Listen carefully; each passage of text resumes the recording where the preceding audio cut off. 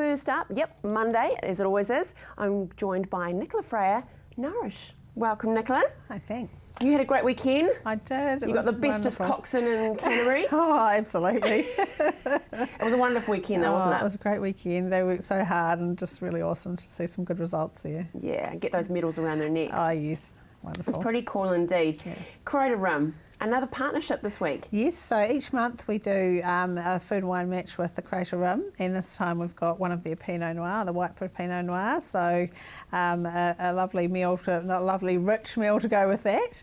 Yum. Yeah, so we did a roast pork and some lovely crushed potatoes with olive oil and a bit of salt and pepper, and baby veg. They're, baby veg are the latest thing at the moment. They're so sweet and beautiful when you roast them. So They are neat, aren't they? Yes. But let's go back one. Let's go that. What's crushed?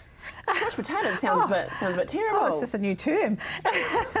No, well, it's a really easy, basic way to do it. If you just bake your potatoes either in the oven or you can just do them in the microwave, and then just before you're serving them, you just give them a bit of a mash, so they're, I think they call it rustic or something like that. You can still have the skins on them, but they're just quite lumpy, but crushed a bit, and a bit of olive oil on them, or whatever your sort of oil of flavour is. You could put a bit of garlic oil or something like that, which would be really nice. Oh, and just a bit of salt and pepper, and it's just a little bit different, but it looks really neat on the plate, and just a different way to serve the standard old potatoes. Oh, spuds are great though, aren't they? Yeah. I'm a good southern girl I am, so I love my potatoes. Yes. Even like through potato skins and things like that. Yeah. And they are a cheap vegetable. They are. They're a good way to get your vitamin C as well. Actually, people, the general public, get a lot of vitamin C from potatoes because we eat them so frequently. It's a big part of the vitamin C intake. Yeah. Do you microwave potatoes? Yes, I often do. Yes. And do you find that's better? Is it a healthy option, microwaving? No, I don't think it's any better nutritionally, but I quite often, if I'm baking a potato, and you know what you like at the end of the day, it does take a long time to bake a potato, I often just cook it in the microwave till it's nice and soft in the centre, and then pop it in nice and hot in the oven to crispen up the outside, and it only takes about 15 to 20 minutes as opposed to about 3/4 of an hour, so yeah. That's it, and all the whole wrapping in tin foil and all that drama in there. Baby veggies. So when you're talking baby veggies, what are you meaning? So quite often you will see carrots, beetroot, fennel is about at the moment, and they're just literally are the young vegetables, so they're little, but if you just roast those, and quite often you can roast them with their stems on, that sort of thing too, and they just look quite cute on the plate. So, and when they roast up, they're just so sweet and beautiful. So yes, they just look a bit different, and especially if you're having people around for dinner or having a special meal like this Pinot sort of lends itself to, then they're really, really delicious and really, really neat to see on the plate. And the good thing about the cold veggies, you've got some left over, they make a great salad as well, don't they? Absolutely. Oh yes, very delicious. If they last long enough in the fridge without people pinching them. Yeah. Now with the Pinot, can you make it lovely a jus? That's like a sauce. Yeah, so it's like a gravy, like a sort of a fancy gravy.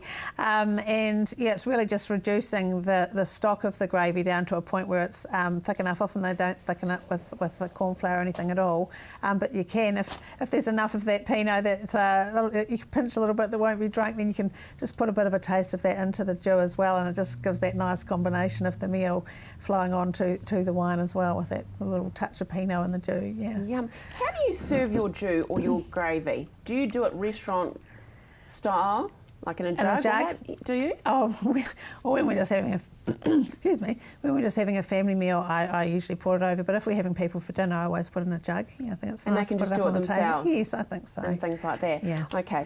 So let's go back to the Pinot Noir. Yes. It is absolutely divine and out there. Tell us about the winemaker in the Pinot Noir. So we've got Hayden Good as the winemaker out there, and each time we have one of our wine and food matches, he does the cooking and that sort of thing with us. So, excuse me, the next 4 wine and food matches after this one are actually going to be done out at the vineyard, because it's a really busy time out there at the moment. They're just about to harvest.